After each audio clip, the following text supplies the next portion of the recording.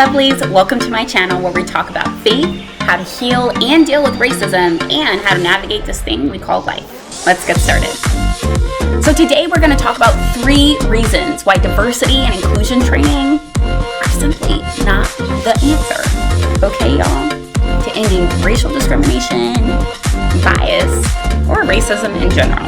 So if you haven't heard by now, DEI is pretty hot. Excuse me. What's DEI? You haven't heard of DEI? It's only the most amazing thing since shoestrings to solve the racism. Wrong! Last year was a year of clear vision. 2020, right? It illuminated the reality of what many Black and brown people already knew existed. But nonetheless, it provided essentially a space, right, for pretty much everyone to realize, hey, we can't ignore racism. Hey, something has to change. Hey, there's a real need for racial justice. As you probably already know, if you're hired at a company or an organization or even a nonprofit, they probably called a consultant. And if you didn't call a consultant, you probably attended a webinar. Either way, the desire to do one of the two or even a combination of both was probably to address a diversity problem. And by diversity problem, I mean racism. But they didn't want to call it racism. So then they said diversity. That's another conversation that I won't get into. Here are 3 reasons why diversity and inclusion training are just fundamentally the wrong approaches to ending racism. So, reason 1. No one's considering the definitions of these terms. Diversity is essentially, at its most purest form, just means that it's no longer homogenous. You can achieve racial diversity and still have racism. That's a fact. Racial diversity only means that it's no longer racially homogenous. You can, for example, have 1 or 2 people of another racial background to achieve some form of racial diversity. It's not representative racial diversity, but it's racial diversity nonetheless. Again, you can still have racism in a racially diverse environment, okay? Now let's think about the definition of inclusion, right? Inclusion, we can think of very, very simply about just means to include people, right? Include people in the processes, include people in policies, include people, include people, right? Inclusion doesn't necessarily, again, mean that racism is going to be addressed fully, right? Because I know that probably it's been similar for other Black and brown people. You've been in rooms, you've been at tables where you've been included, but you still experience racism. That is the reality of things. This tells us that by making diversity and inclusion our goal, that we're not actually going to be able to address racism with all the things I just mentioned, right? The fact that you can have diversity, you can have inclusion, and you can still have racism, right? So that tells us that clearly we're mismatching our goals, right? To end racism. So let's talk now about the definition of racism. I think that that's helpful, just kind of reinforce number 1, which is the definitions piece, but then also allow us to get into the next 2 pieces. Racism is a system of racial oppression that harms non-white people, okay? And that racism equals white supremacy, right? So racism is directly tied to upholding whiteness and directly tied to oppressing Blackness and anything that does not assimilate to whiteness, and anything that is even closer in proximity to Blackness than it is to whiteness, okay?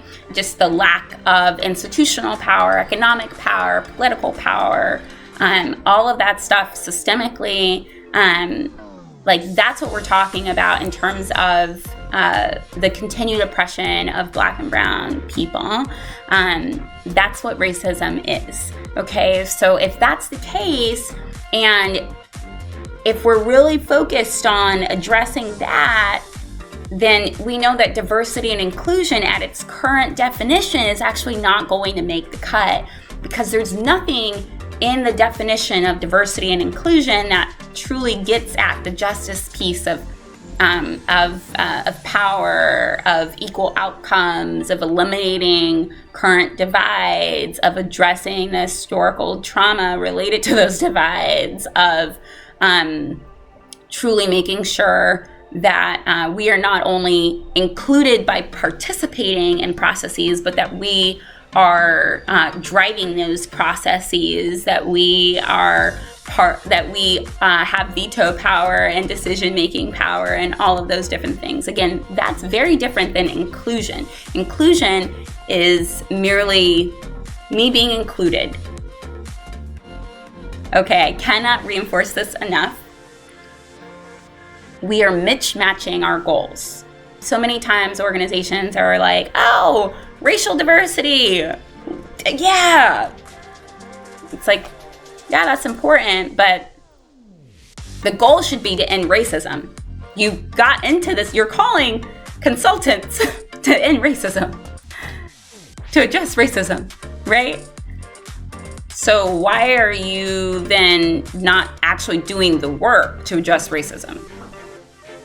The first thing, again, is just really basic. Folks are not considering the definitions. The second thing is something that I kind of alluded to in the first, which is if we accept the fact that we need to address racism, then why is race not included? It doesn't even say racial diversity and racial inclusion. It just says diversity. And we know that there are a ton of different forms of diversity, right? And it says inclusion. And we know there are a ton of different forms of inclusion. Okay? Food for thought. The third reason is heavily connected to the first and the second. The reason that diversity and inclusion trainings are wrong to actually address racism is, again, because they are not the right solution. So the question is, well, what is the right solution? And the right solution is the opposite of racism. And the opposite of racism is anti-racism. And the way that you engage in anti-racism is also by promoting racial equity through a racial justice frame. Okay? Now, all of that really focuses on restoring what's been broken. It focuses on addressing the historical trauma. It focuses on ensuring that Black and brown people, that our power, that our experience, that our expertise, all of that, that is respected and it's fully included at the table in a way that acknowledges and accounts for previous harms done. It's not just included in a superficial way. It is really the driving force for the culture, for the way in which the process is created. The focus of anti-racism, racial equity work is really around eliminating the racial divide. So when we're thinking of it like that, then naturally it makes sense that if that is our goal, right, of ending the racial divides, then let's say we talk about hiring within a particular organization and making sure that at the top and in, midway and then at entry level, that it's all racially representative, then that would be the goal, right? The goal is to make sure that you're ending the racial divides, right? So if that's the goal, or the objective rather, because the goal again is to become anti-racist, then that means that you're really changing around the way that you understand who's qualified and why you think why you think certain things are qualified and certain things aren't qualified. Whether or not you're placing more emphasis on lived experience of these of whatever your company or organization works on, whatever the case is. There's all these different things, right? Again, if the orientation changes, if the goal changes to anti-racism, which is the opposite of racism, right? Then the fruits of that will naturally be racial diversity. That'll be a fruit of anti-racism, is racial diversity. A fruit of anti-racism is racial inclusion, right? A fruit of anti-racism is that the racial divides will be eliminated. A fruit of, there's so many different fruits, right? But these are byproducts of anti-racism work. And again, when we're thinking about the first piece, people simply aren't looking at the definitions. You can't end racism with something that is actually not going to end it. When we know that racial diversity and racial inclusion are byproducts of anti-racist work, then that means that anti-racist work needs to be the goal of what folks are focusing on in terms of training, in terms of webinars, in terms of capacity building, in terms of culture change, all of that stuff.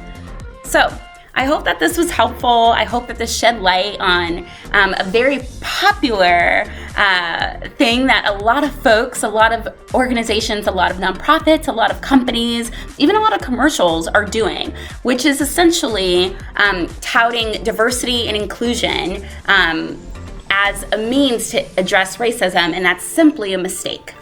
Thank you so much. Make sure to like this video, subscribe, comment. I want to hear from you, okay? I want to hear from you. What are some other videos that you want to listen to? What are some other things you want me to talk about? Thank you so much, and definitely make sure to tune in for my next video next week.